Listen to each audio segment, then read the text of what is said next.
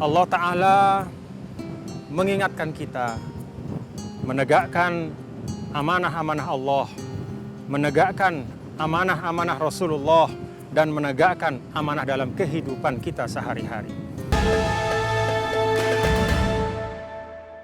2 kali diperiksa, Komisi Pemberantasan Korupsi menetapkan Rafael Aluntri Sambodo tersangka kasus dugaan korupsi dan gratifikasi. KPK menemukan tindak pidana dan 2 alat bukti cukup sehingga penetapan tersangka Rafael tak terelakkan. Polda Metro Jaya mengungkap penangkapan Irjen Teddy Minahasa dalam kasus peredaran narkoba. Dir Narkoba Polda Metro Jaya Kombes Mukti Juharsa menyatakan, dalam kasus ini Teddy Minahasa menjadi pengendali penjualan narkoba sebesar 5 kg. A'udzubillahi minasyaitonirrajim. Walladzina hum liamanatihim wa ahdihim ra'un. Sadaqallahul azim. Assalamualaikum warahmatullahi wabarakatuh. Alhamdulillah. Wassalatu wassalamu ala Rasulillah wa ala alihi wa sahbihi wa mawala. Pemirsa rahimakumullah, Allah Subhanahu wa taala telah memberikan amanah kepada kita, yaitu amanatul iman, amanah iman, yaitu amanatul hayah, amanah kehidupan, dan amanatul qiyadah, amanah kepemimpinan. Pemirsa rahimakumullah, inilah amanah dari Allah Subhanahu wa taala, bahwa kita dipilih oleh Allah untuk mengurus kehidupan ini dengan sebaik-baiknya. Jangan sampai di muka bumi ini ada yang dizalimi, jangan sampai ada satupun yang kelaparan, jangan sampai ada satupun yang menderita. Ini adalah tanggung jawab dari Allah Subhanahu wa taala diberikan kepada kita sebagai manusia. Inilah makna ayat inni ja'ilun fil ardi khalifah. Kata amanah identik dengan kata iman, bahwa tabiat iman harus melahirkan amanah. Maka iman dikatakan iman ketika dibuktikan dengan amanah. Ketika iman berpadu dengan amanah, maka akan lahir rasa aman. Maka seorang pemimpin, seorang pejabat, seorang pemimpin, seorang direktur perusahaan, kalau dia punya iman, punya amanah, maka dia akan memberikan rasa aman. Begitulah cara Allah Subhanahu wa taala mengajarkan kepada kita agar kita ketika mengemban sebuah amanah dari Allah Subhanahu wa taala, memegang sebuah jabatan, jangan sampai ada sedikit pun penyelewengan, karena setiap penyelewengan akan melahirkan kesengsaraan. Ya, betul. Tuan Guru, gimana Tuan Guru? Benar yang disampaikan oleh guru kita Ustaz Abi Amir tadi, para pemirsa yang dirahmati Allah. Alhamdulillah wassalatu wassalamu ala Rasulillah amma ba'du. Di dalam Al-Anfal Allah Subhanahu wa taala menyampaikan bahwa Allah taala mengingatkan kita menegakkan amanah-amanah Allah, menegakkan amanah-amanah Rasulullah, dan menegakkan amanah dalam kehidupan kita sehari-hari. Allah Ta'ala sampaikan, ya ayyuhalladzina amanu la takhunullaha war rasul wa takhunu amanatikum wa antum ta'lamun. Wahai orang-orang yang beriman, jangan hianati Allah, jangan hianati Rasul, dan jangan hianati amanat-amanat kalian. Para pemirsa, kenapa Allah menyampaikan dalam satu tarikan nafas, dalam satu ayat, kok nggak dipisah, tapi disebut bersamaan langsung, nggak ada wakofnya? Para ulama sampaikan ada 2 sebab. Mengapa dalam ayat ini jangan hianat kepada Allah, jangan hianat kepada Rasul, dan jangan hianat kepada amanat-amanat kalian. Pertama, karena kata para ulama, sesungguhnya ketaatan kepada Allah, ketaatan kepada Rasul harus tercermin dalam menunaikan amanah dengan sebaik-baiknya. Dengan kata lain, kata para ulama, omong kosong. Kalau seorang mengatakan saya taat kepada Allah dan Rasul, tapi ternyata dalam kesehariannya, amanah kepemimpinannya dia hianati, amanahnya untuk melaksanakan profesinya dengan baik juga dia hianati, amanat ketika dia berjual beli juga dia hianati, dan demikian seterusnya. Yang kedua, kata para ulama, karena seringkali, Abi, sebagaimana kita dengar ketika sumpah-sumpah para pejabat ya, seringkali ketika kita mendapatkan amanah, maka kita membawa nama Tuhan di situ. Ketika seorang misalnya diberikan amanah jabatan kepemimpinan, dia mengatakan demi Allah saya bersumpah. Maka dalam ayat ini Allah ingatkan, kalau memang sudah bawa nama Allah, kalau sudah membawa lafaz yang paling mulia dalam kehidupan, maka jangan sekali-kali mengkhianati amanah. Para pemirsa yang dirahmati Allah Subhanahu wa taala, dalam sebuah ungkapan para ulama disampaikan bahwa amanah kepemimpinan itu adalah salah satu qurbat yang paling istimewa di sisi Allah. Artinya pahalanya kalau ditunaikan dengan baik itu tidak terhitung, Abi ya. Benar. Bahkan dalam sebuah hadis yang sangat masyhur, sab'atun yuzilluhumullah yauma la zilla illa zilluh. 7 macam manusia yang nanti dapat naungan di akhirat pada saat semua orang kepanasan. Yang pertama kata Rasul, imamun adil. Imam, pemimpin yang menunaikan kepemimpinannya dengan selurus-lurusnya. Karena itu Abi ya, para pemirsa, kalau kita melihat ya demikian Islam memberikan tuntunan untuk menunaikan amanah dengan sebaik-baiknya. Itu kira-kira kenapa, Abi ya? Apakah memang kalau amanah kepemimpinan itu dikhianati akan ada mudaratnya, Abi? Iya. Benar, Tuan Guru. Ya. Jadi, teman-teman rahimakumullah, setiap pengkhianatan akan membawa kesengsaraan. Dan Masya Allah. setiap pengkhianatan akan membawa kemudaratan. Karenanya Allah Subhanahu wa taala sangat benci terhadap setiap pengkhianatan. Setiap pengkhianatan tidak akan pernah memberikan rasa aman. Suami berkhianat kepada istri, maka di rumah tidak akan aman. Pejabat berkhianat kepada rakyatnya, maka tidak akan pernah ada rasa aman di kalangan rakyatnya. Seperti itu mengapa Allah Subhanahu wa taala melarang berkhianat.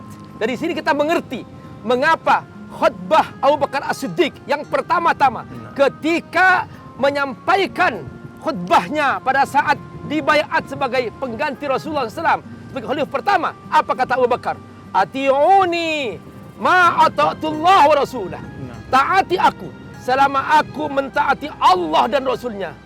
Fa idza asaitullah wa rasulah, ketika aku berbuat maksiat kepada Allah dan Rasulnya, fala ta'ata li alaikum, maka jangan taati aku.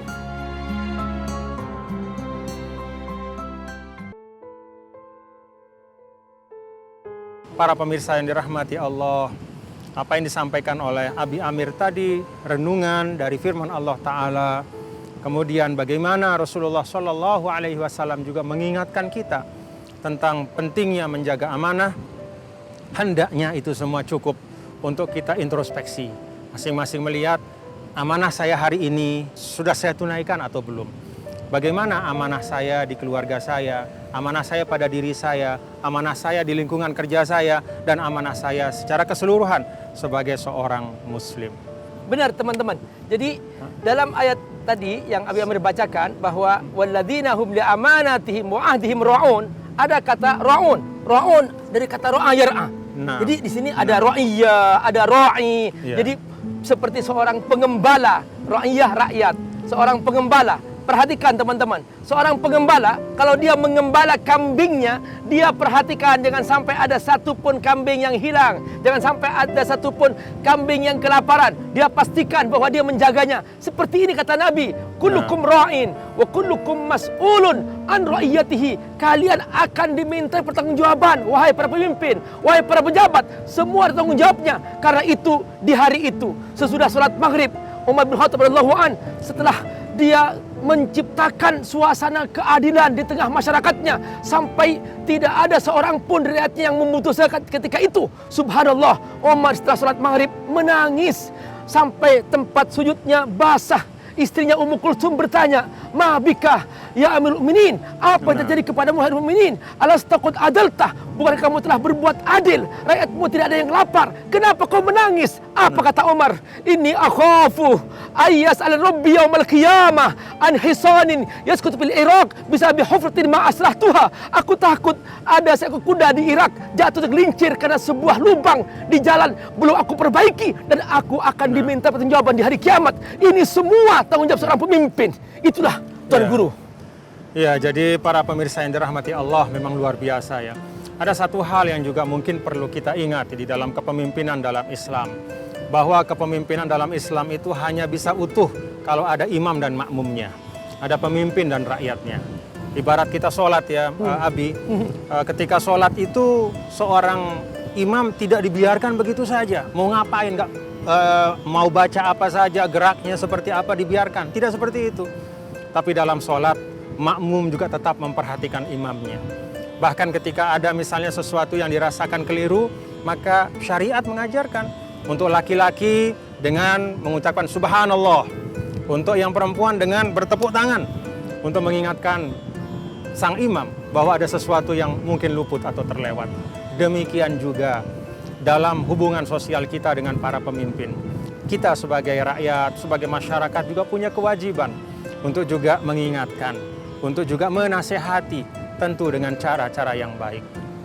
Kalau para pemirsa yang dirahmati Allah, antara pemimpin dan yang dipimpin itu ada mahabbah ya. Sebagaimana kata Rasul, khiyari a'immatikum alladzina tuhibbunahum wa yuhibbunakum. Jadi sebaik-baik pemimpinmu adalah yang engkau mencintainya dan mereka mencintaimu. Dan mereka mendoakanmu serta kalian juga mendoakannya. Jadi ada hubungan batin antara yang memimpin dan yang dipimpin. Nah, Imam Mawardi ada sedikit, Abi, saya ingin tambahkan sedikit ya.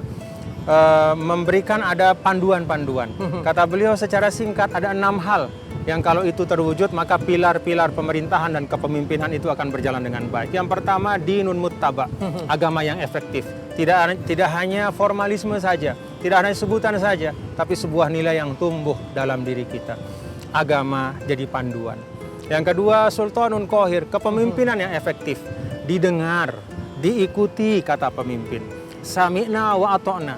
Jangan kita merasa, wah sedikit-dikit kita kritisi, sedikit-dikit kita cela.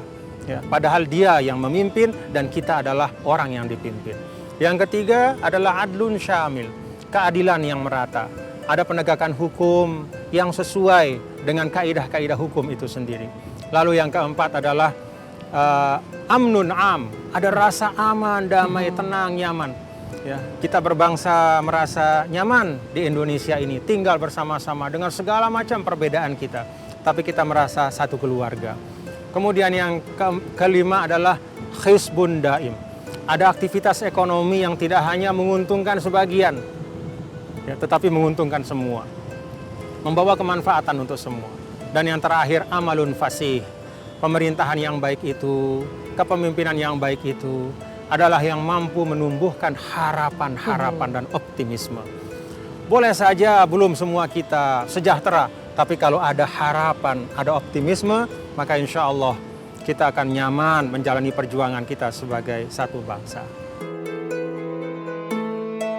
Bismillahirrahmanirrahim. Alhamdulillah wassalatu wassalamu ala habibina Rasulillah. Amin. Allahumma walli alaina khiyarana wa la tuwalli alaina syirarana. Amin. Ya Allah, pilihkan kami pemimpin yang terbaik di antara kami dan jangan Engkau jadikan orang-orang jahat menjadi pemimpin kami. Amin. Allahumma rzuqna bitanatan salihah. Amin. Ya Allah, jadikanlah kami mampu membangun persahabatan, lingkungan, pertemanan yang semuanya mengarahkan kami kepada kebaikan dan kesalihan. Karena itu hadirkanlah kepemimpinan yang juga mencerminkan kesalihan ya Rabb. Amin. Ya Rabb, karuniakan kami kepemimpinan yang mampu terus menghidupkan agama di hati kami, menghidupkan nilai-nilai agama dalam kehidupan kami. Amin. Jadikanlah pemimpin-pemimpin kami menjadi mereka yang mampu menghadirkan keadilan, mampu menghadirkan kenyamanan, mampu menumbuhkan harapan-harapan dalam diri kami. Harapan untuk mendapatkan kehidupan yang berkah. Harapan untuk mendapatkan ridho-Mu ya Rabb. Rabbana atina fid dunya hasanah wa fil akhirati hasanah wa qina adzabannar. Wa sallallahu sallam ala sayyidina maulana Muhammad walhamdulillahi rabbil alamin.